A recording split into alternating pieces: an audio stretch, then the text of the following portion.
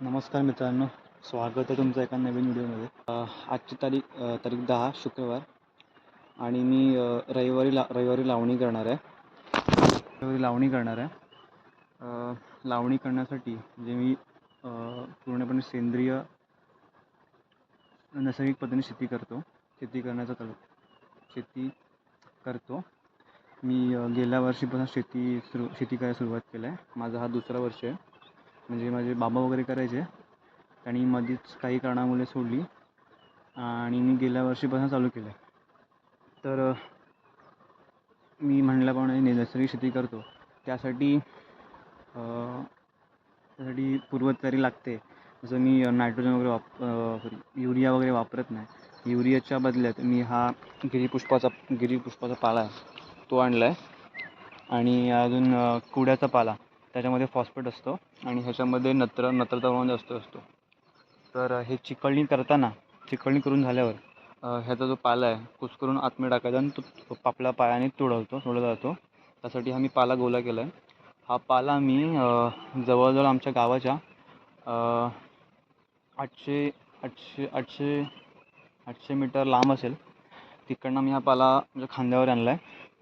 जवळ जंगलात कुठे हा नाही आहे, म्हणजे तोडलेला आहे, म्हणजे होत असेल का मला माहीत नाही, पण जवळपास कुठे नाही आहे. तर मी हा एवढा लांबनं आणला आहे. आता गेल्या वर्षी पण मी याची झाडं लावली होती, पण ती ढोरांनी खाल्लं किंवा माणसाने तोडलं, तर ती थोडी जगले, पण त्याच्या पाला बरोबर नाही. तर ह्या वर्षी पण मी त्याची रोपं लावणार आहे. ह्या काट्या त्यासाठी आणल्यात. तर ते पण लावणार आहे. व्हिडिओ मला जास्त काढायला जमत नाही, कारण की एकटाच काम करतो आणि प्रत्येक कॅमेरा सेट करा ते नीट राहत नाही, त्याच्यामुळे जास्त व्हिडिओ करायला जमत नाही. तरी पण जे जमतं ते काढतो. आता शेतीच्या पूर्वतयारीमध्ये काय करायचं म्हणजे नैसर्गिक पद्धतीने पहिला मी हा पाला आणून ठेवला आहे. नांगर सध्या भेटत नाही मला, म्हणून मी ट्रॅक्टरचा पण नियोजन केलं आहे. आज ट्रॅक्टरला बघायला गेलो तर तो रविवारी द्यायला तयार झाला आहे. ते एक केलं. परत ती कुंपण आधीच घालून घेतलं आहे.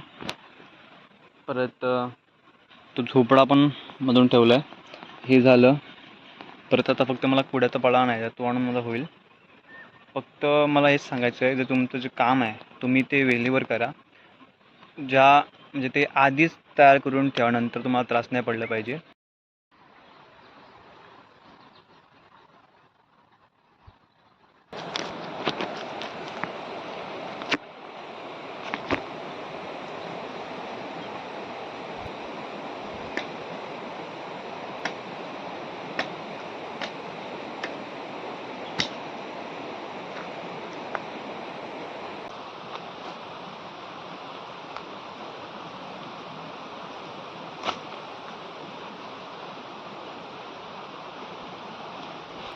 हा झाड फांदीपासून पण होतो, म्हणून मी फांदला होता त्याच्या.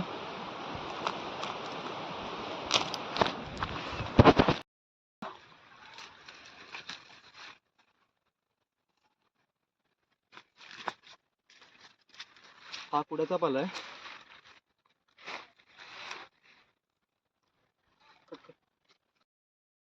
उचल